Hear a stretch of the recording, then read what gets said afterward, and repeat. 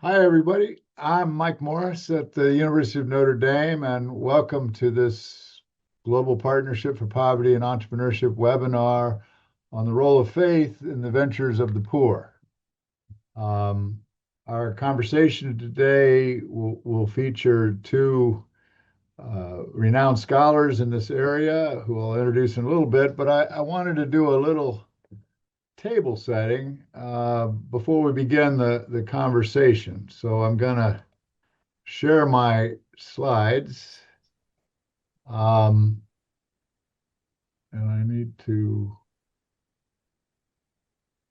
so our focus today is the interface between three kinds of experiences. The experience of poverty, the entrepreneurial experience, and the faith experience. So to briefly touch on each of these, um, if we think about venture creation, it is a complex, unpredictable, uncontrollable, messy, chaotic, nonlinear process. Importantly, it's a process of adaptation. It's an emergent process where what gets created is often quite different from what one intended to create in the first place. I highlight this because of the importance of adaptation, of learning on the fly, of the ability to engage in trial and error and adjust what one's doing. So, what happens when somebody pursues this experience, the venture creation experience, and they come from a poverty background? The challenge in poverty is that it's much, much more than a lack of income. It's a multidimensional phenomenon that can include substandard housing, a constant threat of eviction, chronic health challenges, shorter lifespans, poorer diets, substandard schools and higher school dropout rates, physical insecurity due to crime, social exclusion, high rates of teen pregnancy, high rates of single parenthood, constant fatigue and stress, lack of transportation, the lack of entrepreneurial role models, limited social networks, underemployment. What are the implications of the multiple dimensions of poverty, the experience of poverty? How does that affect somebody when they try to start a business? Well, here we talk, in entrepreneurship, we talk about the liabilities of newness and smallness. To this, we add the liability of poorness. So the additional obstacles faced by the low income or disadvantaged entrepreneur translate into literacy gaps, not just functional literacy, reading, writing, and numeracy, but technological literacy, financial literacy, economic literacy, business literacy, a scarcity mindset that finds the person with a very short-term orientation. So that it's difficult to plan, it's difficult to think strategically. One's just trying to get through the month.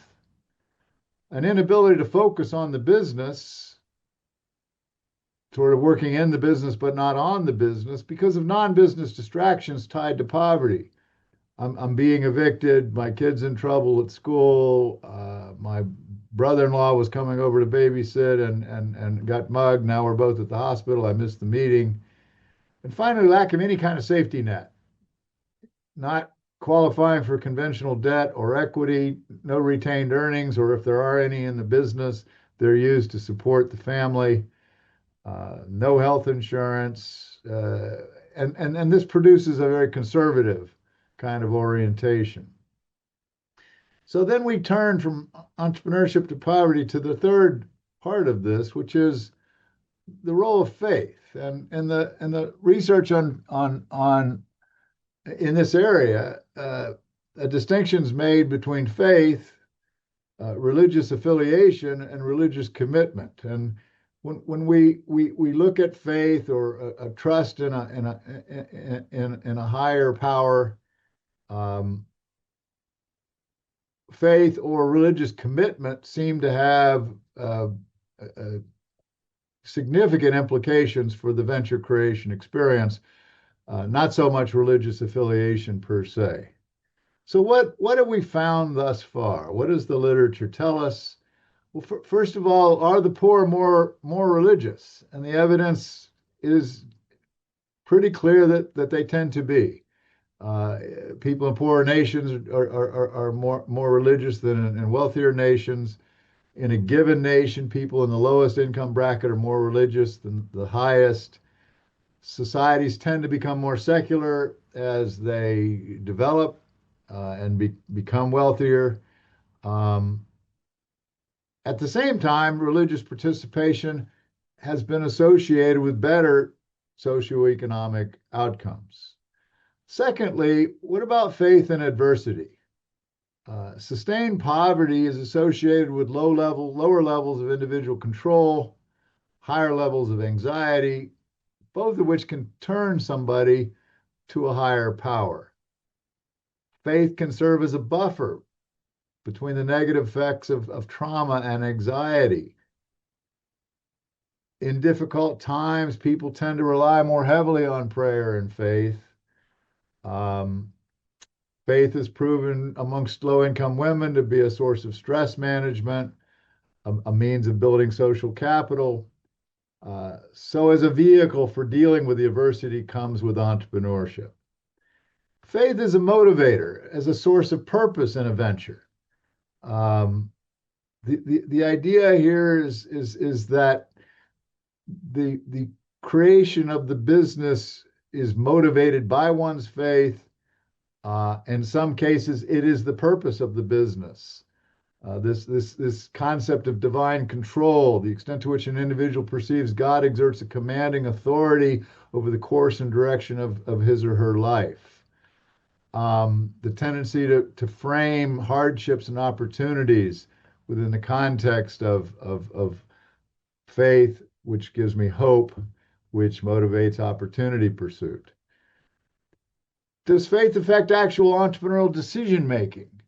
Um, in the Urban Poverty and Business Initiative that we coordinate, where we work with many low income and disadvantaged entrepreneurs, we find many of these entrepreneurs will pray over major decisions, ponder what God would want him or her to do, seek divine guidance, may be seeking God's blessing in the way decisions are made.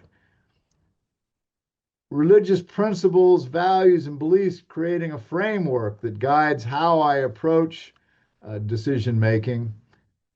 And even in some instances, looking at the business in terms of workplace spirituality, where the meaningful work of the entrepreneur of building a venture um, uh, nourishes spirituality.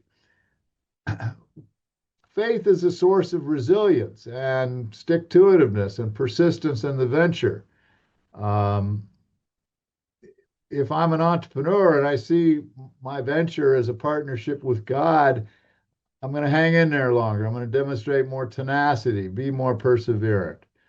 Belief in the will of God and the influence of the benevolence of a patron combined with grit is a source of resilience, a vehicle for dealing with adversity again.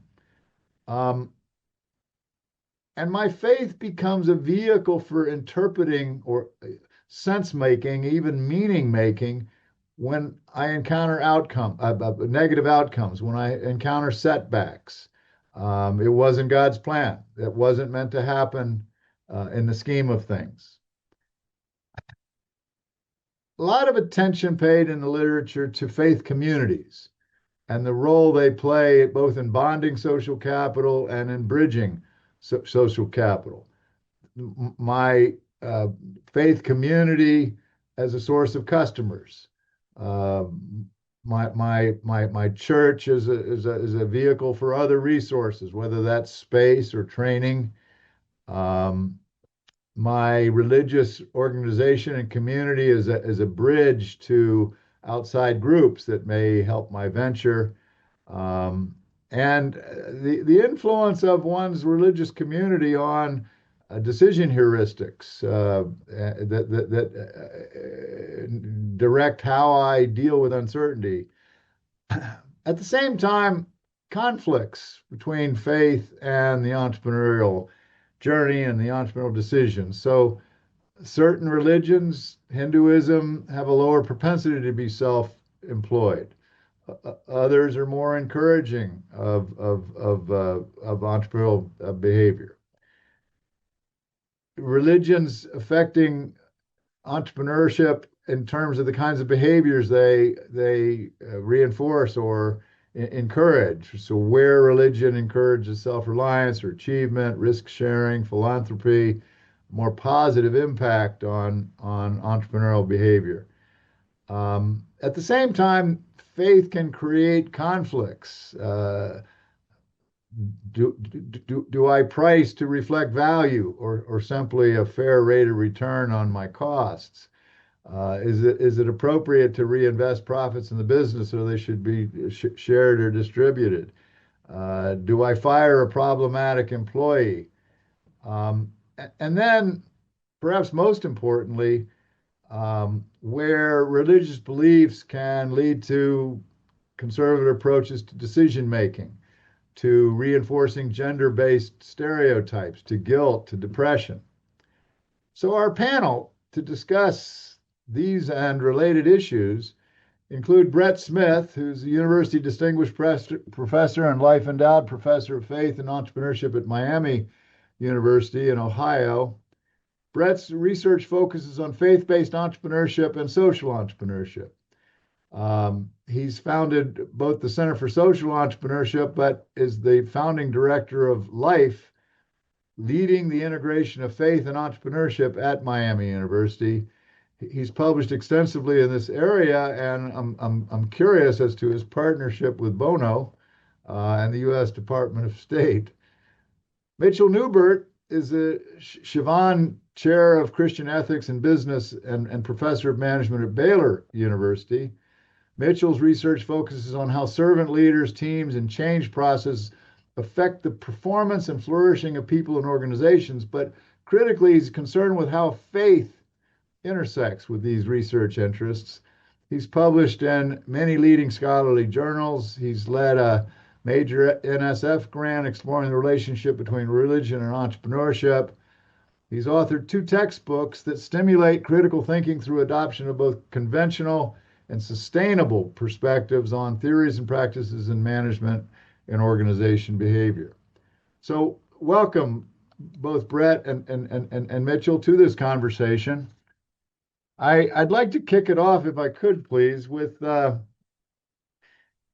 this question. We do through the Urban Poverty and Business Initiative a lot of work with low income and disadvantaged individuals, and we find viscerally that faith plays a prominent role in the entrepreneurial journeys of many of these individuals. As I've discussed, it affects their motives, the meaning and purpose of the venture to them, the principles around which they operate the business. We find an overwhelming ethic is I'm starting this business to make my community better. I'm starting this business to hire people who look like me or come from where I come from. So they often tell us they need to pray. We give them some advice or some guidance, and I need to pray on that before I'm willing to do it. So, why do you think faith plays a prominent role amongst these entrepreneurs? Well, I'll go ahead and take a first shot. So, first off, Mike, thank you so much for bringing this panel together. You have done so much for the field of entrepreneurship, and it's not surprising that now you take this new step into all the work around poverty and entrepreneurship and now faith. So, thank you. It's a real honor to be here with you and, of course, with Mitch. Let me take a first pass at it. I think one thing that might be helpful is a little context. What I mean by that is there seems to be a resurgence. So if we look far enough back, like this is not a new topic. Like we can go back to William James and we can go get back to Max Weber and others. But what is different, or what seems to be different, is the size and scale at which this integration of faith and entrepreneurship is happening. I think that's true in practice. You see increasing number of organizations do this, and it's not just the entrepreneurs, it's the investors, it's the support organizations. And now you're seeing an increased amount of academic research sort of growing in this area. There's a couple of reasons for it, I think. One would be prevalence. The data still suggests that some 80% of the world claims a faith tradition. And so it's not surprising that therefore that might play a role. What is also important is for many of those people, it plays a central role. So it's not just another role. It's actually a central role, as you suggest, in their decision making, in their worldview, in their identity. So it's the centrality of it as well. I think given where we are today, particularly in entrepreneurship, we have always been a multidisciplinary field. So we have always drawn from psychology, sociology, economics, among others. All three of those literatures have a deep, deep literature, and for decades, if not centuries, about doing work in this space. So it's not so new. And yet it provides novel answers, like an economic paradigm, which much of the literature is based on. It's tough to explain something like social entrepreneurship. Where does it come from? Why is it here? And so what a faith perspective does is it acts as a complement to an economic perspective. It doesn't replace it. It actually rather allows us to think about, can we think about these things in tandem, and can we think about them concurrently? As it relates to our conversation today, I think if you look to somebody like Paul Tracy, he would suggest that an awful lot of the work that happens in social entrepreneurship is either by religious individuals and or organizations. So think of something like the Mondragon Cooperative in the Basque region of Spain, some 70,000 people in 150 different countries. This is driven largely by religious motivation. And so it really does play a prominent role in and around this space. And then maybe one final comment is often as this research began to take shape, people are like, oh, it's just another moderator. Just throw it in the variable and it's one little moderator. I think it's actually something different than that. I think if you look at the work of like Joanne Oxley, she would talk about shift parameters. And I think it's much more of a shift parameter than it is a moderator. So if you think about like changing distributions of opportunity, changing distributions of individuals and organizations and investors who might step into this space, I think that's actually what's happening. And that's why I think you see some of this, not just excitement, but also growth on both the practitioner side and the academic side. So Brett, could you just elaborate on changing distributions, what you mean? Sure, I think I think it opens it up. So sure, we'll go to Notre Dame. What a great example. But the Hallow app is a prayer and meditation app. It has raised $150 million in venture capital funding, not in grant funding, not in impact investing, in venture capital funding.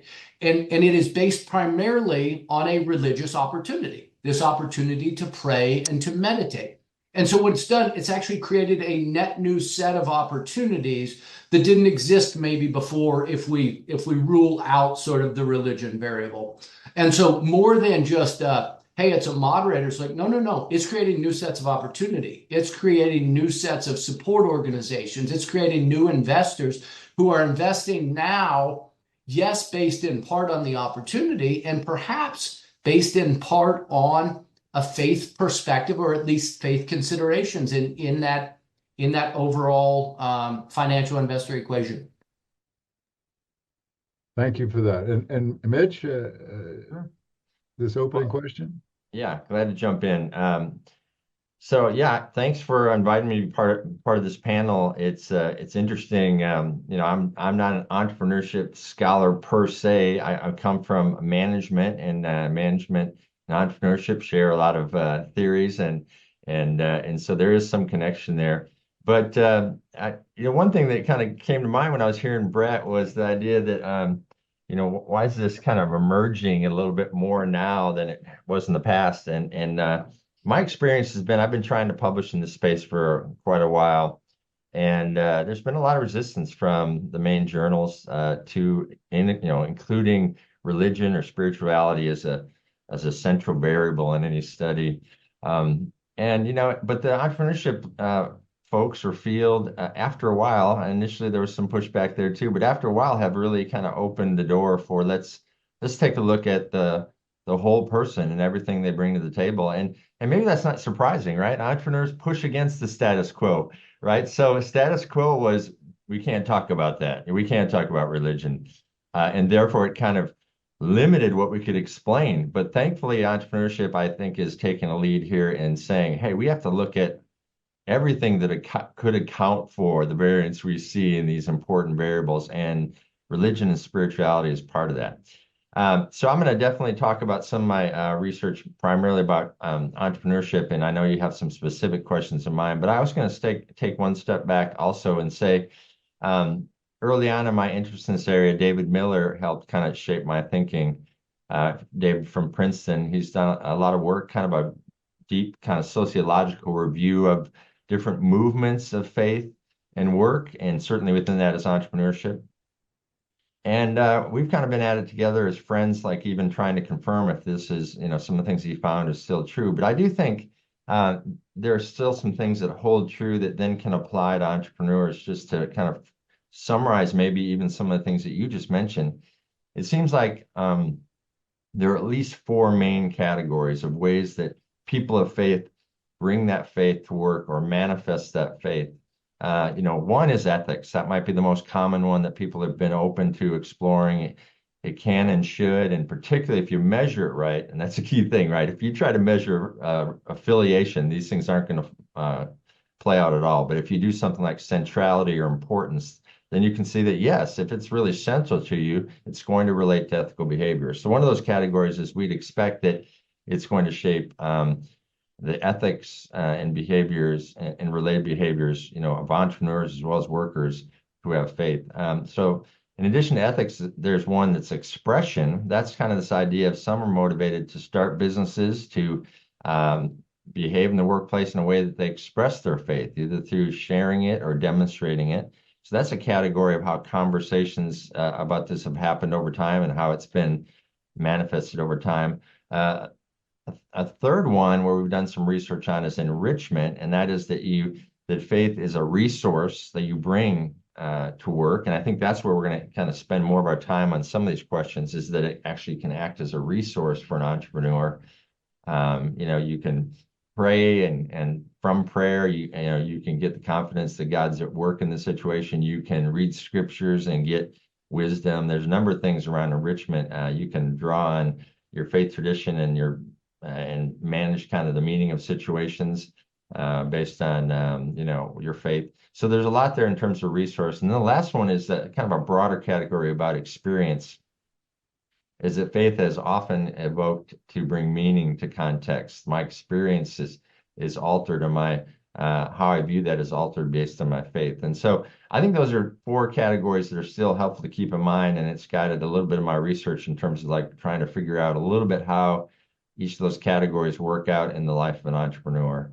And even just to begin, one of the things that was just really obvious from some data we did in that NSF study is that because of, I think, the uncertain context of entrepreneurship, the risks that are associated with it, money on the line, we did find that entrepreneurs prayed more than full-time workers, right? They also saw God as more engaged, not distant. And so, entrepreneurs do manifest this faith that they have, for those who do have faith, in different ways than the kind of general working population. I think that's really interesting. I want to build on a couple of points you made, Mitch, about the whole person. But there's an interesting question here that is related to the opening issue of why is this happening. Regina Frank posts a question. Isn't one of the reasons for the rise in the prevalence of faith tied to the explosion in the global population? She notes that the population has doubled in her lifetime. Is that a factor? Well, I think Brett's comment points to part of it. I mean, in some ways, although we've been maybe perhaps predominantly Western institutions have been doing research on these topics, the world has been exploding, and in that exploding world of growth, it's been primarily communities of faith that are they're dominant in those spaces, and so it's just harder and harder to deny this.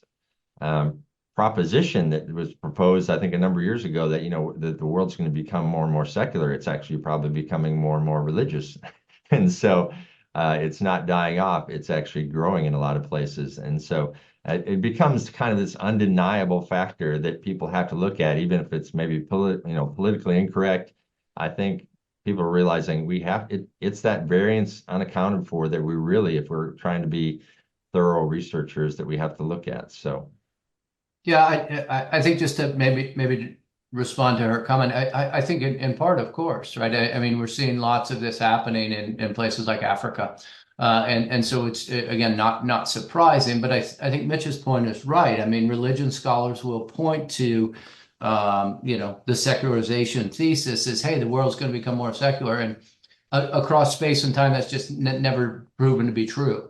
In fact, if anything, the one thing that religious scholars will point to is that amongst all space, religion persists. Like so every reason we think, the Enlightenment, or we're going to advance beyond this or whatever, and it actually turns out to not be the case.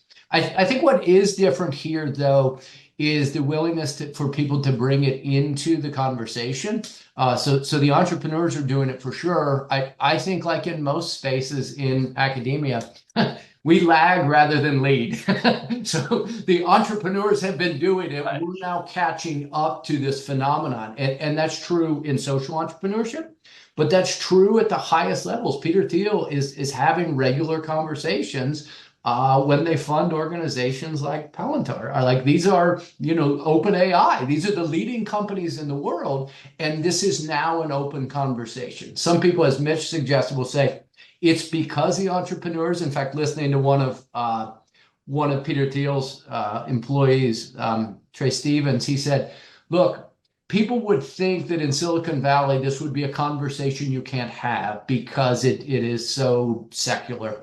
He said it actually turns out to be a bit the opposite, that because people are so curious, they will even allow this conversation to persist. Like, they're just curious all of the time, and they're also curious about why they would be having this sort of a conversation. So I do think there are a number of factors. Of course, I think Regina is correct that definitely population would be part of it, but population doesn't explain why it would be exploding and increasingly integrated in the Western part of the world, where it does seem to be growing quite a bit. So thank you for that. Mitch, you alluded to the whole person. I'm wondering if there's something about entrepreneurship itself that is a factor here. And at Notre Dame and here in the Keough School, we place a lot of emphasis on what we call integral human development, which is an outgrowth of Catholic social teaching, but it talks about the development of the whole person and the culturally, spiritually, socially, and otherwise. When we think about the attractiveness of entrepreneurship, and there's this long tradition in entrepreneurship research to distinguish what's called opportunity versus necessity-driven entrepreneurship, which I think has been pretty thoroughly debunked as a dichotomy, at least. But the what we find with low income and disadvantaged entrepreneurs is um, their pursuit of entrepreneurship is not, even when necessity exists, even when they don't have other opportunities for employment, there are other motives at work. That the entrepreneurial context is a potential source of identity, which we'll come back to, is a vehicle for me to express myself, to create something of my own, to have a voice. And I'm wondering how you react to that. That the context of entrepreneurship and this notion of the whole self is a factor. Well, just a quick reaction is, what this is very simple, so maybe I'm a little bit outside my lane here, but I mean, an entrepreneur, it's and an entrepreneurial endeavor is focused primarily on the entrepreneur and the person, right? As that organization gets larger and larger, it becomes more bureaucratic, and there's some benefits to bureaucracy we know, and in terms of efficiencies, but it becomes less human in some sense than the entrepreneurial endeavor, which is focused more on the entrepreneur and the whole perhaps self and the motives and the values of the entrepreneur. And so I think there's something about how an entrepreneur context still is focused on the person versus, it becomes the organization as it gets larger, and it's harder for maybe those values to be encouraged. So I mean, maybe that's one thing. But one thing kind of also that came to mind is like when we were doing this NSF study, and we did a number of interviews, which was a fantastic experience with entrepreneurs and full-time workers, and we honestly have not actually benefited as much as we should have from the wisdom in those interviews. But one publication with a graduate student, Jenna Greibo, we found that entrepreneurs, a lot of their motivations had to do with not being able to be authentically themselves in an organization. And so, yeah, they're for the faith-driven entrepreneur, or somebody who really wants to make sure that their faith-informed values were part of what they were living out in their workplace, that was a main reason for why they started a business. Now, they certainly had to have a good opportunity, and they had to have some skills to address that opportunity. But if those things were in place, then that was a big motivator, is that you wanted to be able to live out their values. And some of those values were more explicitly faith-based, like they wanted to be able to be more explicit and in their faith and voice it. But a lot of it was about just like, I want to live out my value of being at my kid's soccer game. And I can't do that when somebody else is calling the shots, right? So I want to be an entrepreneur that can be in an organization, and I know I might be working 90, 100 hours a week, but I still can call the shots on living out my values. And those values might be where I spend my time, how I treat my customers, all these things that kind of in a bureaucracy become limited. You can't make those decisions by yourself anymore. You have to kind of give those decisions over to the larger organization. So perhaps that's an initial comment, and Brett might have others, but. Yeah, I think just one follow-on comment, maybe. I mean, an awful lot of the work on entrepreneurship is now tending towards other things like entrepreneuring, and I think this is an area where you do see the agency of the individual, and so an individual inside of a large corporation is going to have less agency than the entrepreneur, and therefore I think there is some of this work going on.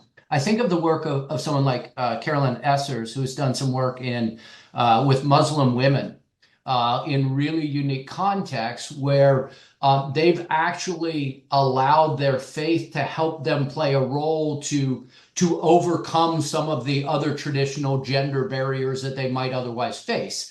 And so I think that you do see, yes, within entrepreneurship, there is this tendency, but also across different cultures and contexts, there's a way that faith can play different roles. In this case, it's an enabling or an entrepreneurial role that creates a bit more agency.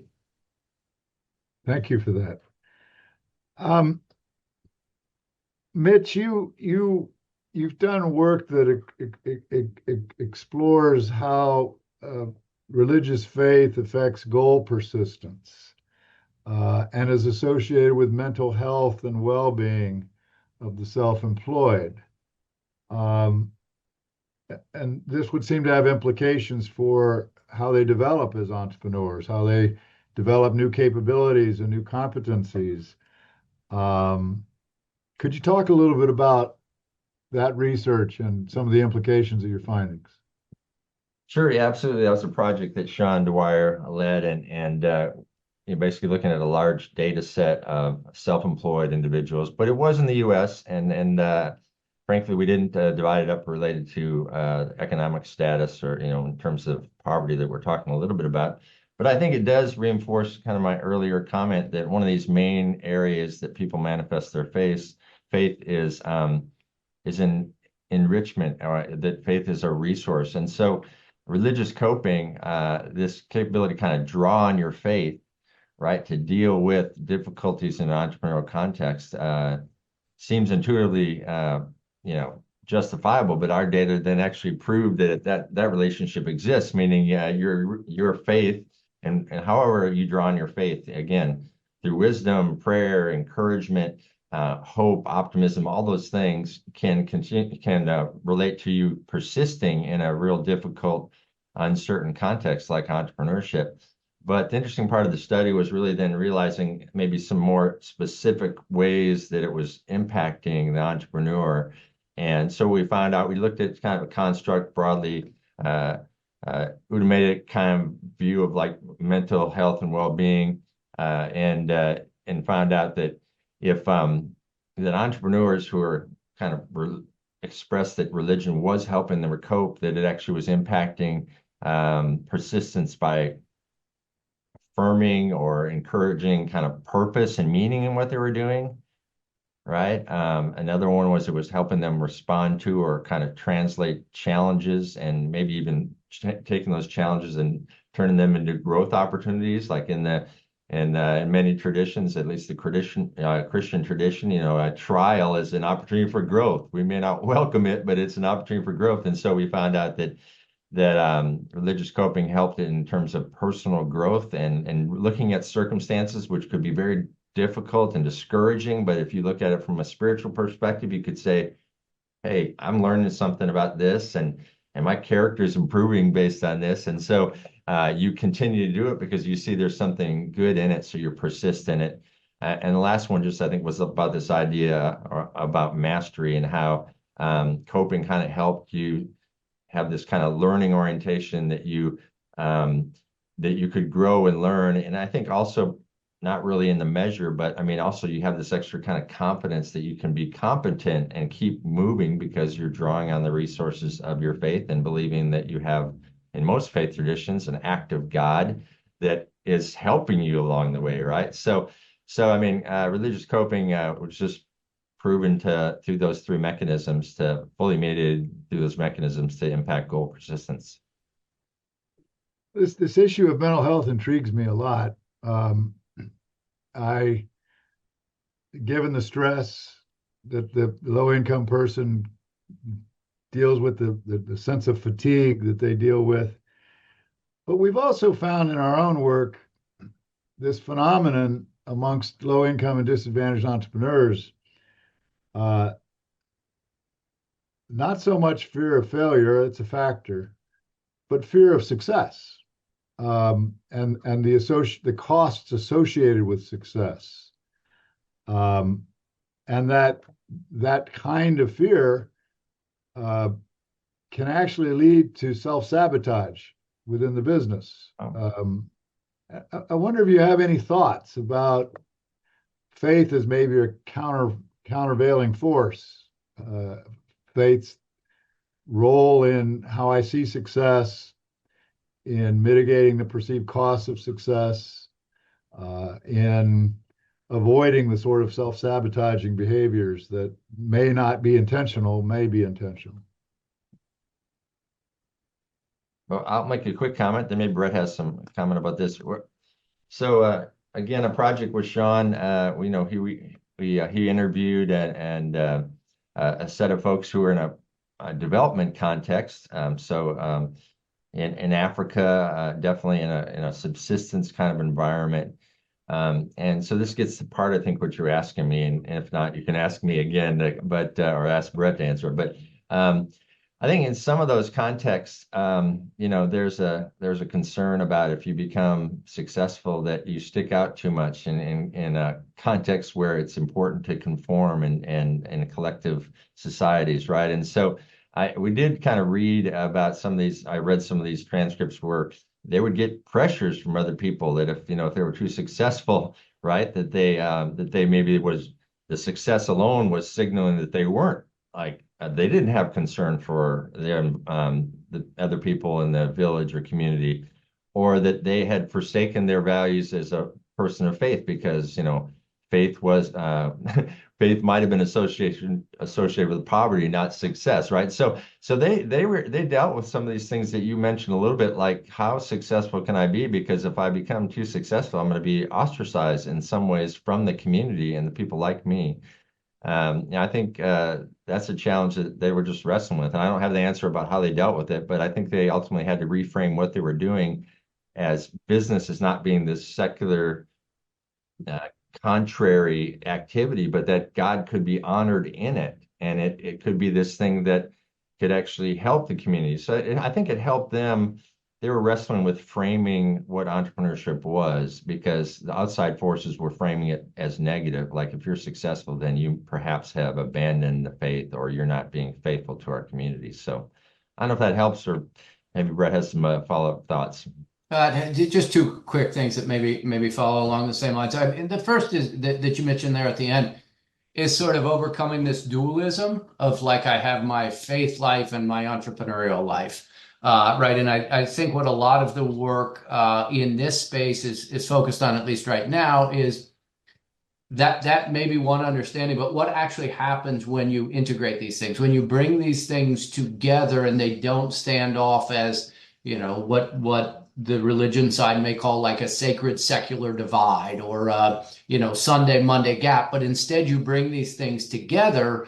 I think it does allow people to become unlocked a bit more. Maybe the other part of that, Mike, you asked like what happens on the high ends or during success. We had a study sort of looking at the identity of the entrepreneurs, and of course we expected that their entrepreneurial identity would be low and they would struggle when the business struggled. Not surprising, their identity was also, inflated in their own words when the business went really well. But what was interesting is they said to us, when the business went well, when their entrepreneurial identity was high, it was actually the most concerning part of their identity. And that it was actually this faith perspective that did act as this countervailing force to keep some like identity stability. Like we don't need to name names, but we know plenty of entrepreneurs who have been very successful in one area who think they may be successful or tell other people how to do other areas.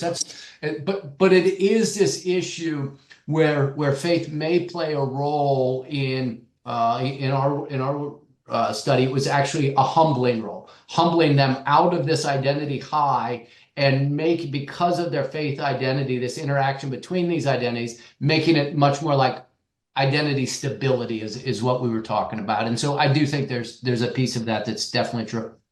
That's quite intriguing, quite intriguing. And Brett, you also talk about you alluded to this a little bit before, but from a different vein.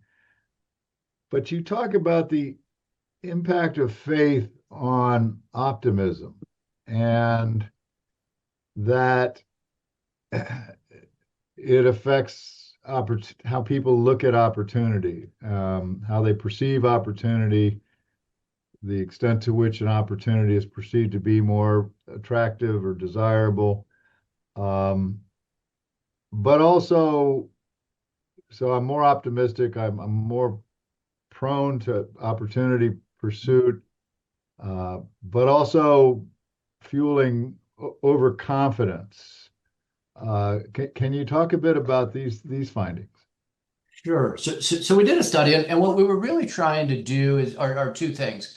The first of which is maybe a more macro level comment, which is, and I think Mitch alluded to it as well.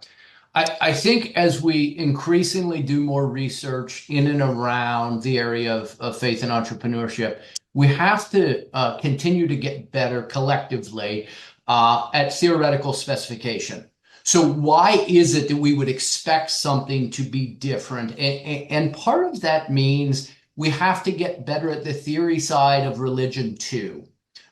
There's an awful lot to work with there. Sometimes that means interdisciplinary work and other things. But this was one of the papers where we tried to do that and get at what would theoretical specification mean here.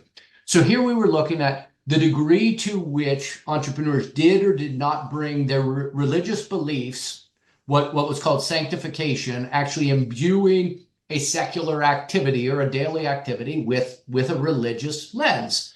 And so what we're trying to do is compare those that sanctified this perspective from those that didn't. And did we see any differences when they were looking at and evaluating opportunities? So it was, when do I bring those religious beliefs in? And then how does that affect how I look at opportunity cues? The first finding is not surprising, but it was important, which is if the data is unambiguous, it's very clear it's going to work or it's not going to work, we see no difference whatsoever between those that bring their religious views in and those that don't. If the data is clear, the data is clear. Religion effectively doesn't matter under that scenario. Where it did matter quite a bit is when the data was ambiguous, when the data had some gaps that we had to fill in. And what we found in our study is that when people brought their religious beliefs into that environment and had ambiguous cues from the opportunity, they tended to be more likely to view that as both feasible and desirable. And so they were willing to be more optimistic about the prospects than maybe the data would suggest.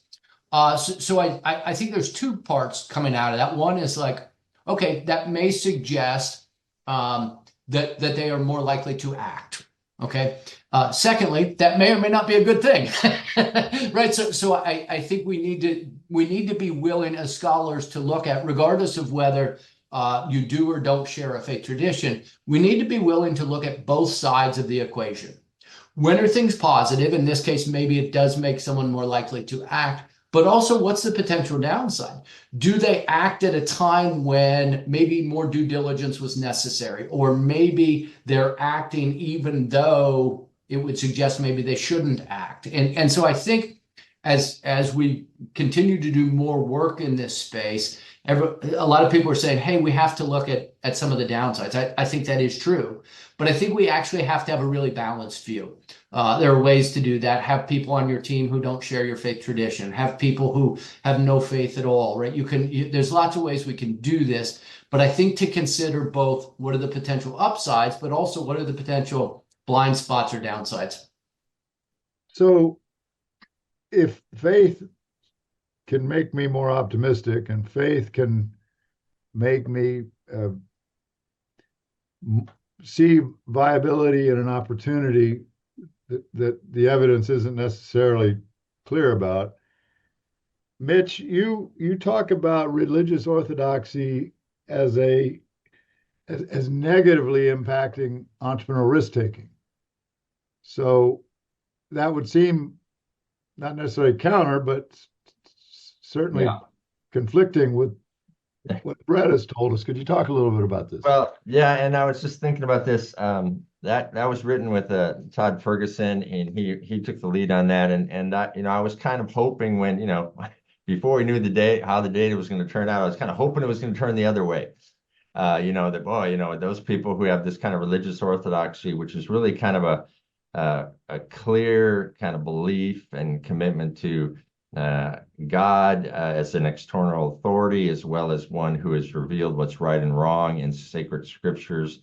Somebody who believes that those things are true, that God is doing those things, then tends to be a little bit more risk averse. I just was kind of hoping, cheering for it to be the opposite way, for the sense of the optimism, right? I thought, well, maybe these folks will realize that God's active and he can help you, he can encourage you. But I think the reality is that and again, I'm probably, from the perspective of my own faith, kind of some of these comments maybe are narrower, but um, you know, uh, somebody who's in one church, Christian church, can look at a set of scriptures or a body of scriptures and come away with a one point of view. They might come away with, God really, what he's really concerned about is me following the rules. Like I've got to follow the rules. And that's been historically a big part of some of our churches, and that it's really been about rule following.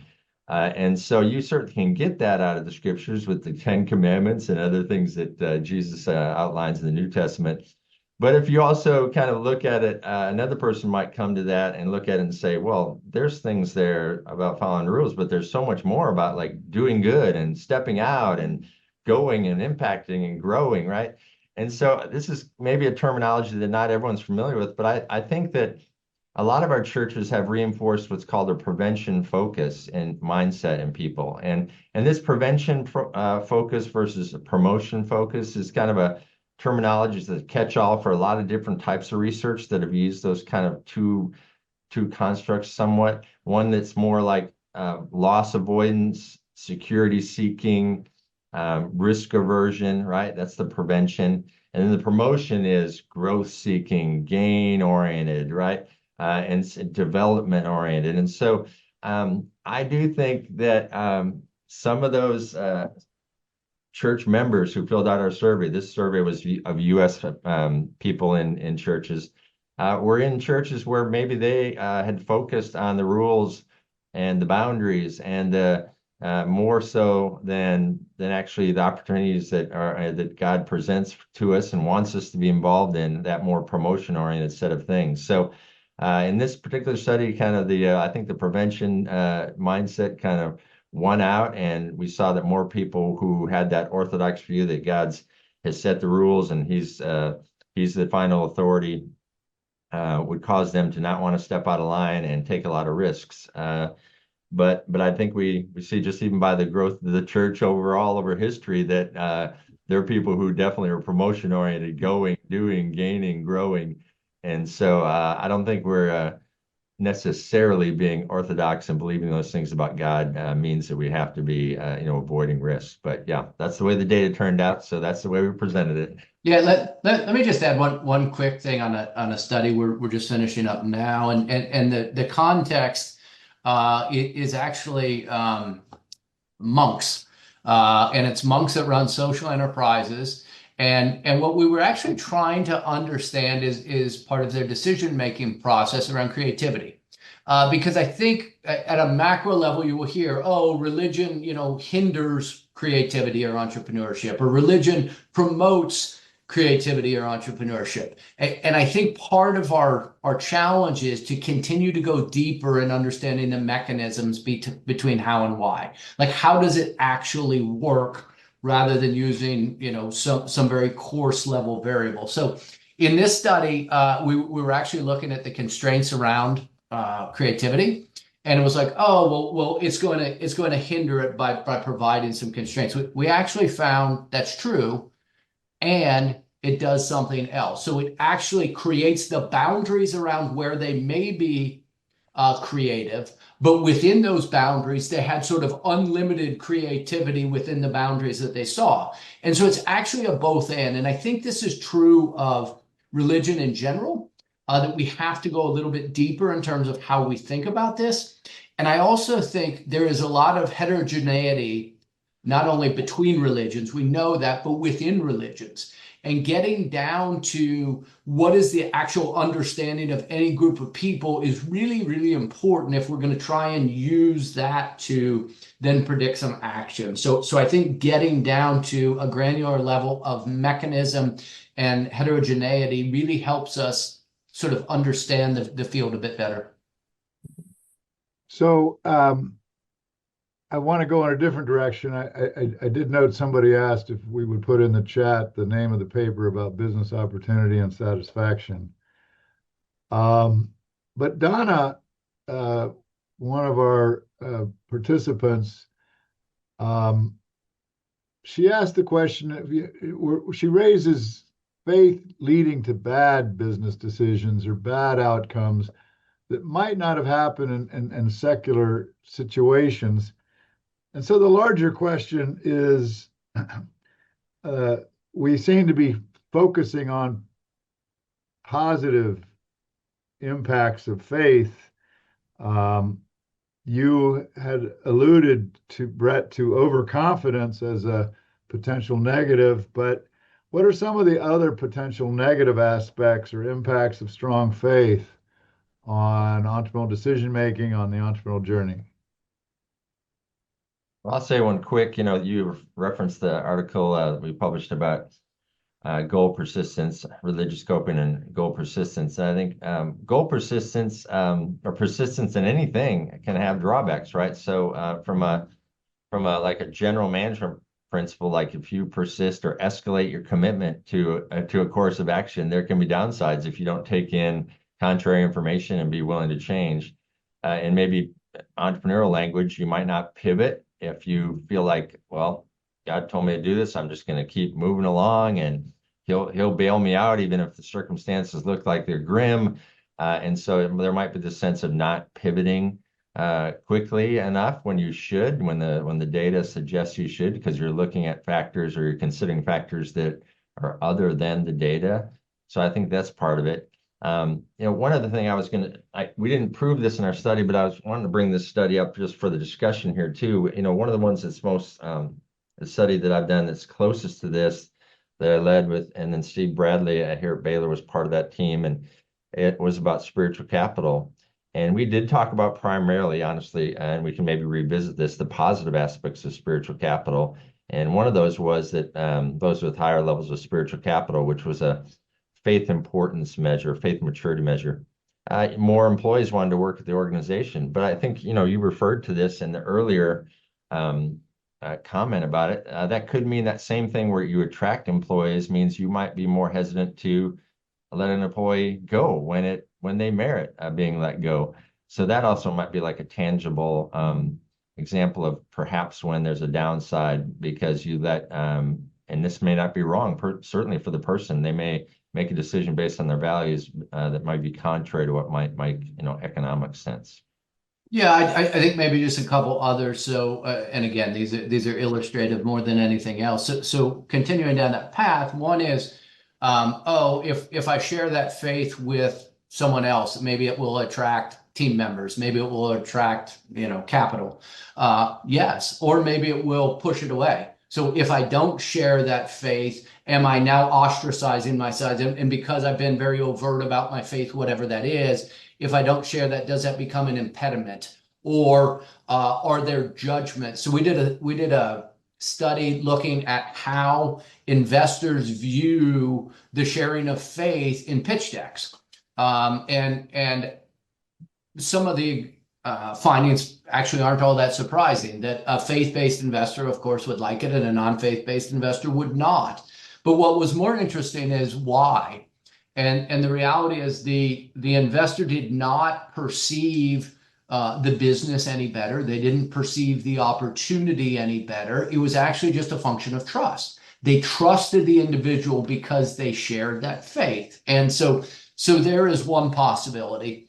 The second maybe is weightier or loftier expectations and the weight that puts on the entrepreneur, right? So we could think about this even in social entrepreneurship. Like the fear of failure in social entrepreneurship is more than the individual, because now it's these people who may desperately be beneficiaries and need the help. And if I fail now, I don't just fail me, I fail them.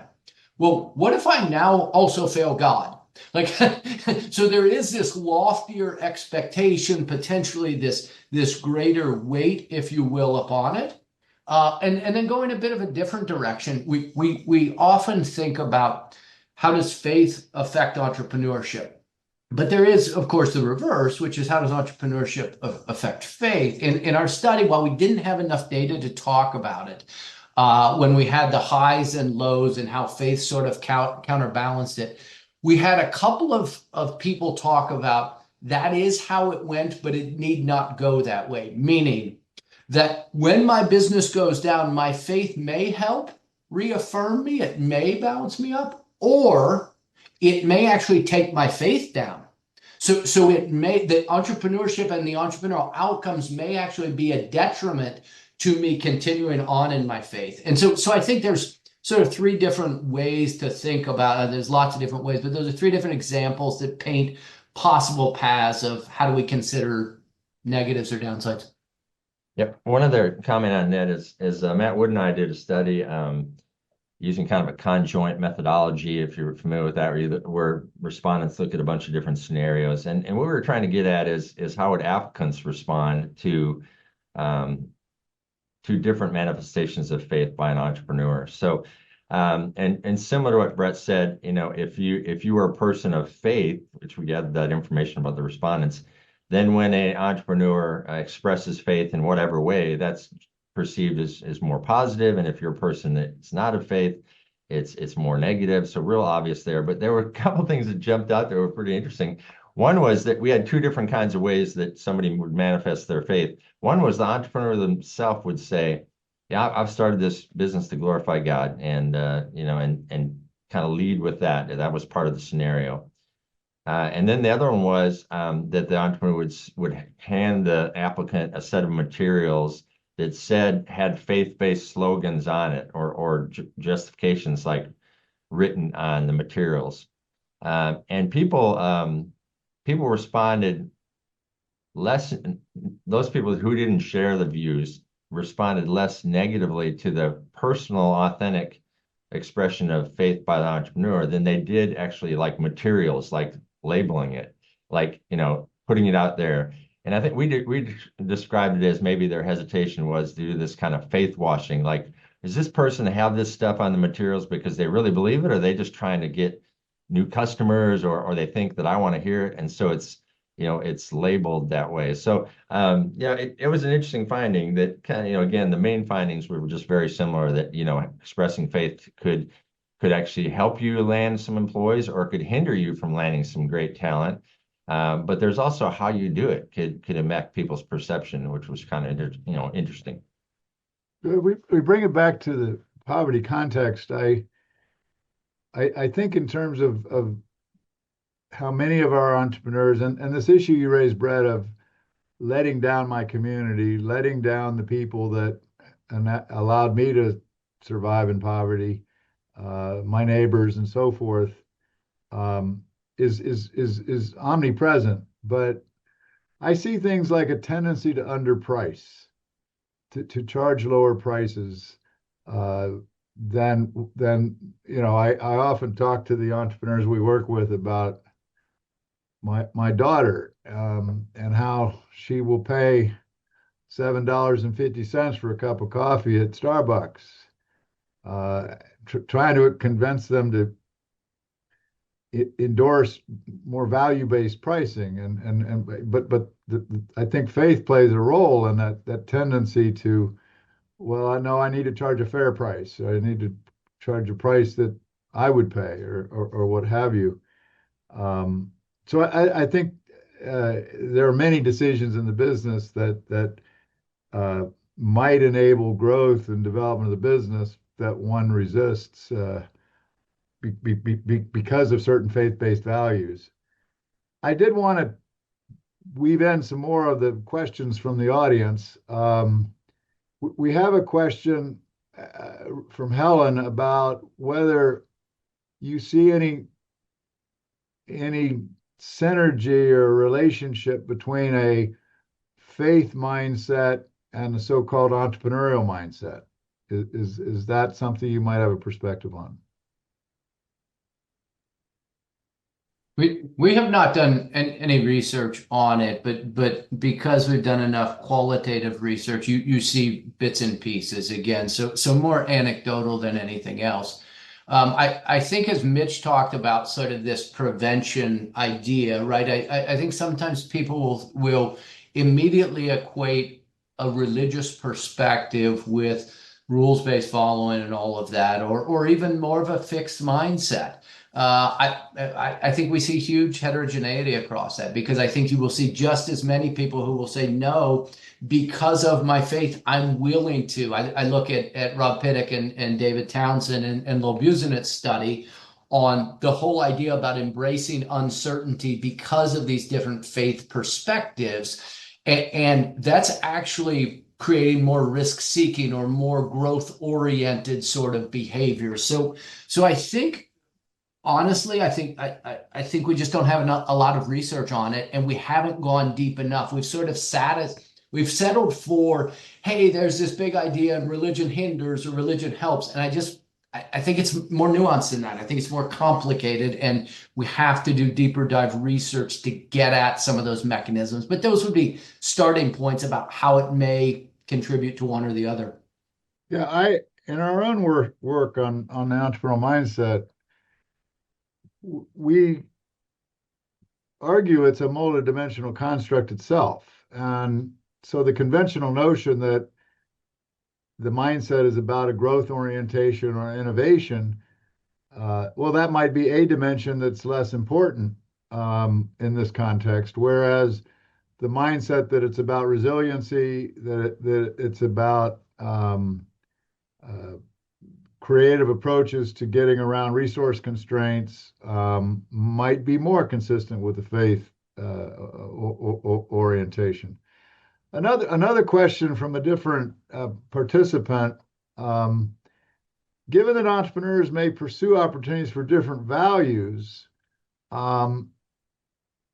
should this influence how we measure the performance of startups? So what, it starts to introduce other variables other than return on investment as a metric. What are your thoughts about that? Outcome measures, performance measures. Well, I think I'm all for, actually, maybe that ties into my introduction. I'm all for kind of looking at multiple forms of well-being, and financial being one of them, and feeling like it's very limited if we only measure startups based on that. Though certainly I admit you have to have a profit to continue. So I think just real quickly, this article that we did on spiritual capital with Steve Bradley in Entrepreneurship Theory and Practice. We didn't actually measure. We measured innovations, employees, as kind of some of our main kind of variables there. And so it wasn't necessarily how much money they were making. That ended up being a control variable. And the interesting part about that one was, we controlled for the amount of capital they were given in this microfinance context they had. We had social capital controlled for. We even had optimism as a psychological capital variable that we controlled for. But above that, accounting for all those things, spiritual capital still did predict if entrepreneurs are willing to differentiate and innovate. And I think that kind of comes to this confidence, that faith can imbue in us. And also number of employees. But one thing I want to make note of, and this is maybe kind of looking at some of these other questions in here too, is I think faith impacts what the entrepreneur does and how they view things, certainly. And that's a really interesting area. But I think it also, as we've alluded to a couple times here, it also impacts how other people view the entrepreneur. And in development context in particular, at least perhaps not in the US as much, but in developing context, there's really huge institutional voids. You can't count on enforcement of law. There's not contracts. Things don't work well. And so you can't, like in the US, typically count on those pillars of institutional capitalism to help you. And so what are you left with? You're left with informal judgments as a customer or a potential employee. Like, can I trust this person?